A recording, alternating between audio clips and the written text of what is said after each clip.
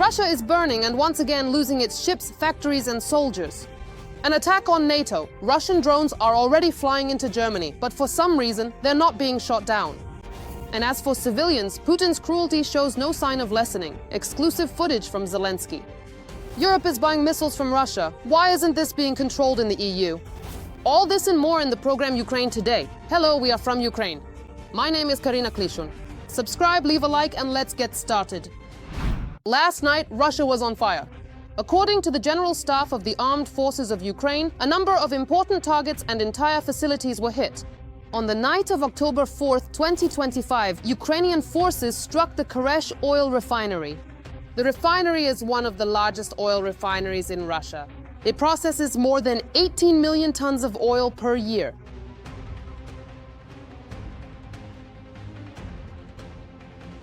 Also, in the area of Lake Onega in the Republic of Karelia, Russia, a small missile ship of the Buyan-M class was damaged.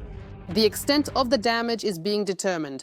In addition, the defense forces struck a Harmony radar complex and a transport loading vehicle from the Iskander operational tactical missile system in the Kursk region. At the same time, a strike was carried out on the command post of the 8th Army of the enemy's armed forces, which is stationed in the temporarily occupied territory of Donetsk region.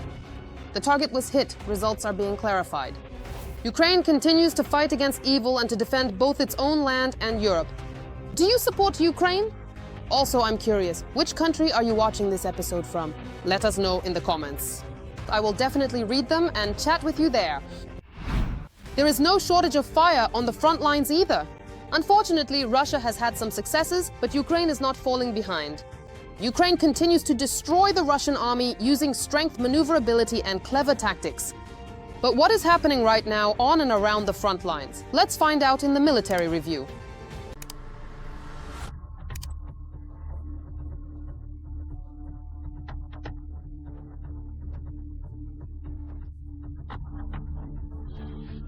Russian forces are carrying out their final operational maneuvers, including actions near Pokrovsk, as seen in the video and the report. A representative of the Ukrainian brigade in the Pokrovsk operation video says that Russian infantry is advancing in small assault groups, attacking twice a day.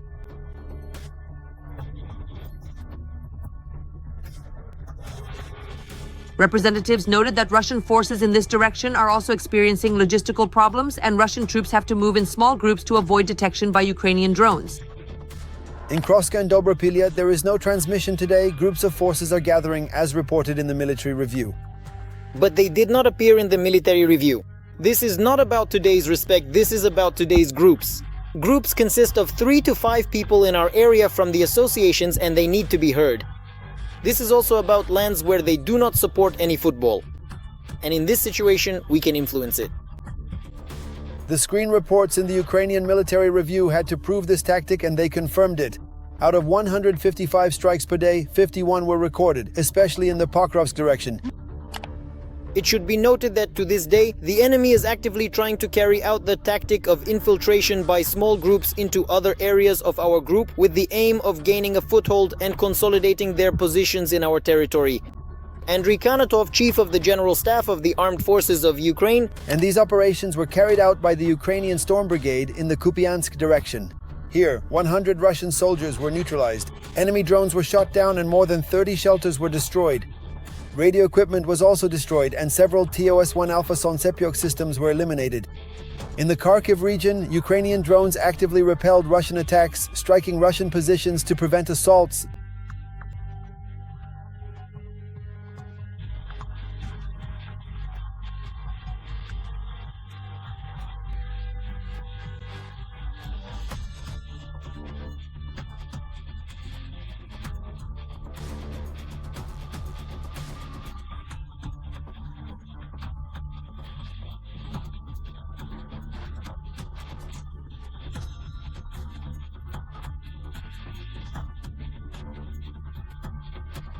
And they were mentioned in the reports as mostly destroyed. That's if they were destroyed. More were destroyed in the Dnipro region, according to published updates, with Russian assault brigades being hit in Verbov and Berezov.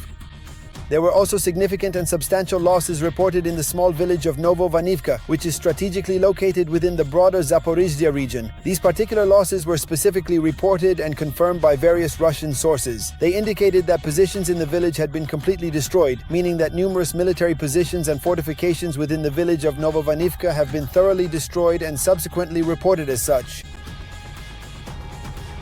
Yes, I confirm. We all already know that the civilian population is also a target for empowerment, and Putin proves this with nighttime attacks on residences. Yesterday, the Russian army struck the Sumy region in the city of Shostka. A coordinated drone attack targeted the bustling railway station. Tragically, dozens of innocent people are now confirmed to have been severely injured in the devastating incident, including several vulnerable children who were present at the time. According to Zelensky, Russia knew that there were ordinary people there. And this is terror that the world has no right to ignore. Russia is also trying to strike at the energy infrastructure. After Russian attacks, residents of several regions of Ukraine were left without electricity.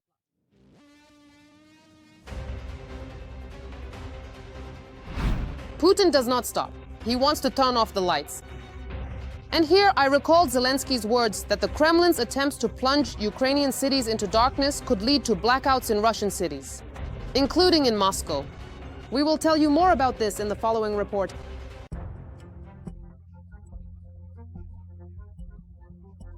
If Russia continues its attacks on Ukraine's energy facilities, Moscow will face a blackout. There's no need to be overly cautious in our rhetoric with Shukovy 11 Jinja. Russia is trying to cause a blackout in Ukraine and turn off the power every winter. I don't think that this response or our response with other partners should be any different. If they cause a blackout in Ukraine, then the Kremlin should face a blackout in the heart of Russia.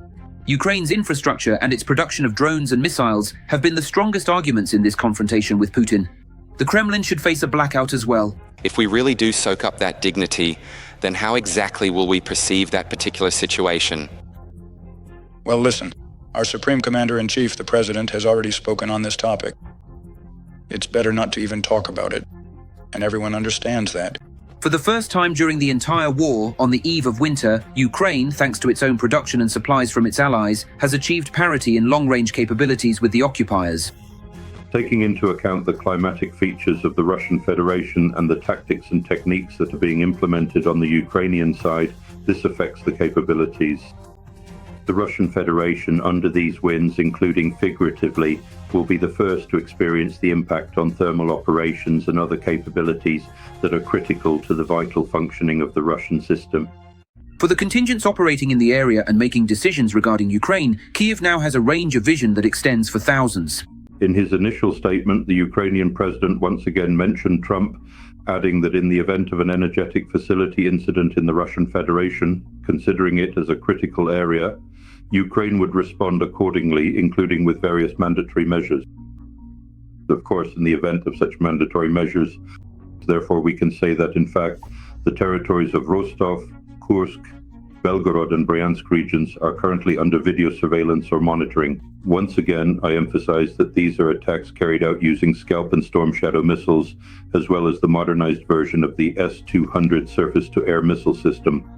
The systematic destruction of Russian oil refineries by Ukrainian drones shows that Russian air defense is incapable of protecting critical infrastructure facilities. In many regions of Belgorod, only 100 gasoline and diesel fuel are available at gas stations. Nizhny Novgorod and the Samara region are also affected. This is very telling. If in the fourth year we still cannot restore energy, at least we are able to buy some time. If Ukraine can continue to use its drones to strike Russian targets, then Moscow and other remote areas of Russia will also be within reach. Ukraine's current level and the Flamingo drones, which have a range of up to 3,000 kilometers and can carry up to 1,000 kilograms. Usually the payload is about 450 kilograms. We have 500 kilograms. If needed, we can carry 450 kilograms. What if we need to carry 1 ton? If, for example, there are 2 industrial facilities like that, then it happens. And in this case, it's about 20 meters in diameter. The measurement department will already be there. If the measurement department always uses electricity and is available for Ukrainians, then the first million measured in Russian could grow near all the complex biolabs. It seems Ukraine is not the only target for Putin, because now drones are flying over Germany as well. Once again, unidentified drones are now flying over Germany. For the second time, Munich's major airport was closed due to unidentified drones. Most likely, they were reconnaissance drones. Moreover, no fewer than 15 drones were spotted over a military base in Belgium. Whether these were drones and who was controlling them is officially unknown. However, unofficially, everyone already knows. And for some reason, not a single drone was destroyed. This increases the suspicion that Russia may be preparing a large-scale attack on NATO, and it could start with Poland and the Baltic countries. I think no one will be surprised if the Kremlin tries to do this under a false flag. How real is this threat? That's what this report is about. The Kremlin is expanding the geography of its theft. Europe and NATO are preparing for a possible invasion by the Russian dictatorship.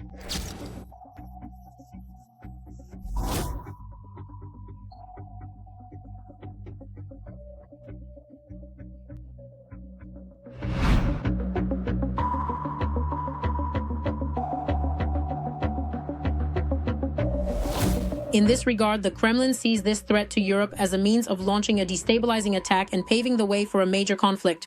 Poland considers certain countries to be at risk. However, as of September 10th, the existence of a Russian strategy has been confirmed. Poland considers certain countries to be targets of the Russian Federation. One of them, not the only one, but one of them. Why? Because it is through Polish territory that a lot of military equipment passes, which serves as a transit route. Ukraine to Ukrainian borders, and Russia believes that if this route is disrupted, Ukraine will be cut off from these logistics, that is, supplies, and this must be achieved. At that point, it might be possible to achieve some real territorial gains. And in another scenario, Russia could support between 100,000 and 150,000 troops to influence the Suwałki corridor scenario. At that critical point, a substantial force of 40,000 Polish troops would inevitably have to be redirected to another crucial front, specifically with the Republic of Belarus. Of course, such expeditions would be directed towards the Baltics if that's the case. In another scenario, the expedition to the Baltics would be directed towards the Baltics. There are also other reports that Russia may act in the Baltics. Since the beginning of the invasion of Ukraine, Russian forces have been considering provocations involving the Baltics. You understand that Russia has not deployed forces like those present in Ukraine. But in softer terms, in the video, the Republic was indeed inclined to intervene in that very specific region. In that sense, there were intentions directed at the Baltics. These are directives for 3 types of units: tanks, infantry, and rapid response forces. So there is a lot of material here for speculation. Why? Did they start deploying 3 tanks and IFVs, or did they deploy them but kept it quiet? I decided to show them in the video precisely for a different reason this time. Of course, another pretext for Old Enemy is Estonia near the city of Narva. She is filming a video in the city. How close is the city to Russia? Back then, in this context of Kremlin propaganda, Narva is portrayed as an international city, where either Russian or Estonian influences are at play. A few hundred, maybe 200 to 300, as well as some activists, could decide in this city, let's say in Narva, and carry out a similar scenario as they did in Crimea, as they did in Donetsk. They seize the post office, the telephone exchange, the city hall, and declare a People's Republic, and then they have to decide in the city. The scenario is actually quite realistic. Only in Russia is everyone shouting from all sides that they supposedly don't want a war with Europe and NATO. Even former President Medvedev insists that Russia has supposedly always come to Europe as a liberator, not as an invader. And also Putin's loyal minion Maria Zakharova has started accusing Ukraine of preparing an anti-Russian provocation. Supposedly, Russian drones are being used in Poland and Romania to push NATO into a war against Russia. This message came from the Foreign Intelligence Service of the Russian Federation. I saw it yesterday. It was a very funny message. Let me explain why it's funny. The Foreign Intelligence Service of the Russian Federation is a paper tiger. Actually, it's not even a paper tiger. It's more like a paper teddy bear. This organization isn't respected even within the Russian security hierarchy. They're not respected, not feared, and not seen as authoritative even by ordinary local police officers. All that's left for this service is to make things up, generate some random ideas, random conspiracies, just to show that their work matters. In response to Russia's threats, NATO and EU countries are urgently strengthening their defenses, building a wall of drones, and discussing providing Ukraine with air defense systems to create a shield. After Russia violated Polish airspace, NATO launched Operation Eastern Guard. Denmark has also called up several hundred reservists for duty. The soldiers have been ordered to report as soon as possible. At the moment, air units are being redeployed to the territory of Poland and Romania. These are NATO's flanks. In addition, the redeployment is comprehensive. Units from NATO countries are being deployed to the territory of the Baltic state. Naval exercises are being conducted in the waters of the Baltic Sea. It should be noted that the newest United States aircraft carrier is currently in Danish waters, and this is a serious signal to the Russian Federation. According to the video, French jet fighters were deployed to Polish territory, and these aircraft are equipped with nuclear capabilities. According to the video, Russia began threatening NATO with this about 10 years ago. At that time, the Turks, along with Erdogan, were in the crosshairs. However, in 2015, a Russian bomber was shot down as shown in the video.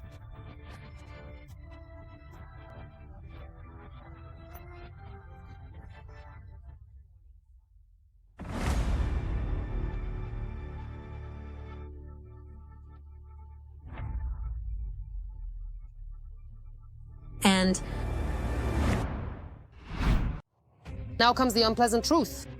During the period of Russia's full-scale invasion, the European Union's aid to Ukraine amounted to 1.5 times less than what European countries paid Putin for his gas and oil.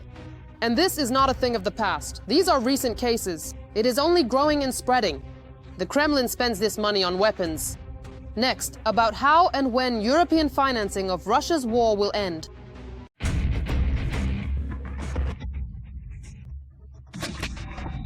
Four EU countries have paid Russia more money for gas than they have given in aid to Ukraine. Billions of euros that could have saved lives are being turned into weapons that kill Ukrainians.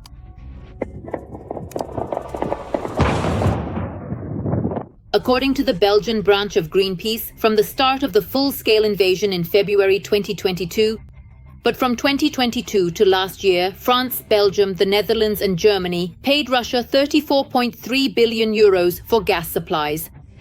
During this period, these four countries supplied Ukraine with 21.2 billion euros. Such trade results in billions of euros flowing from Europe to Russia. European energy companies operating in Europe include Shell, Naturgy, and CZ. Europe continues to export to Russia during the period, including energy from Shell. These exports are still quite significant.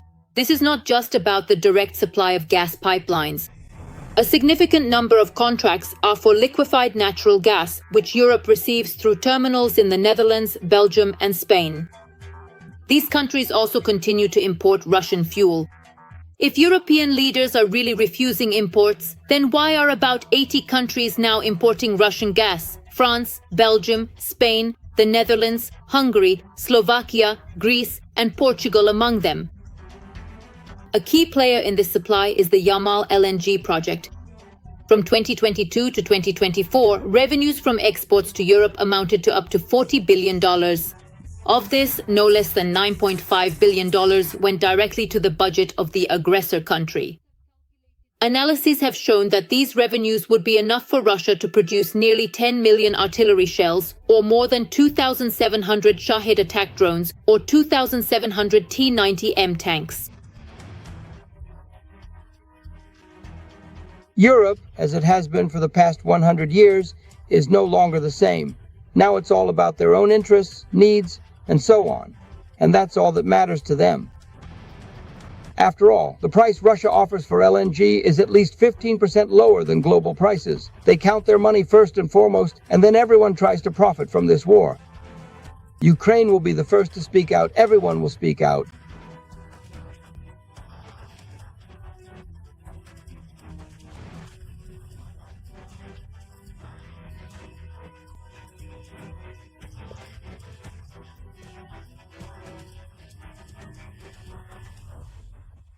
It was only in the news that Russia is exporting new Shahed attack drones. Now, starting from January 2027, Europe will not import supplies into the budget of the aggressor. There will be no transactions with Russia and Gazprom, the aggressor. But critics respond that these Shahed attack drones are being exported to the budget from the aggressor and have only been used by the aggressor against the aggressor or to the aggressor.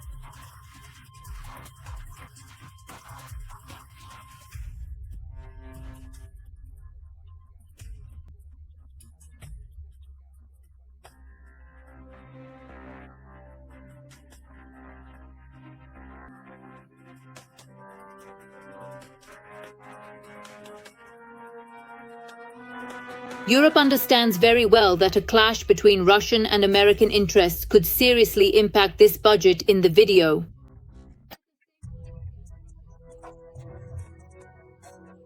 Of course, the financial contributions and exports that bolster the budget are derived from various significant entities. Specifically, these crucial exports originate from the entity known as the aggressor, which plays a substantial role in this economic process. Furthermore, additional exports are also sourced from another instance of the aggressor, indicating a recurring or significant contribution from this particular entity. Lastly, a notable portion of these budget-supporting exports comes directly from Donald Trump, highlighting his involvement in providing these resources. These diverse contributions collectively ensure the stability and growth of the budget through their respective exports. Of course, they also export to the budget.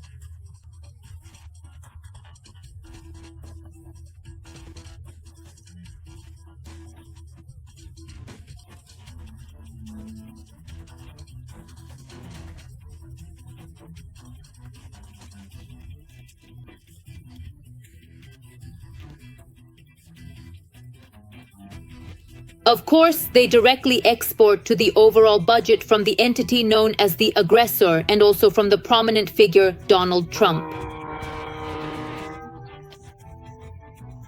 Ukraine is drinking up this energy. In this amount, it's a nightmare to compute.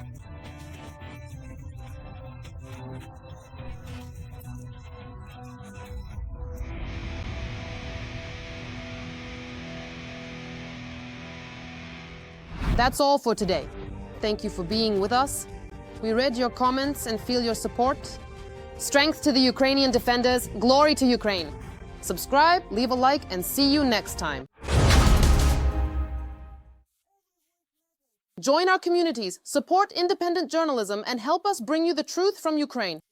Become a member of Ukraine today. Join us now.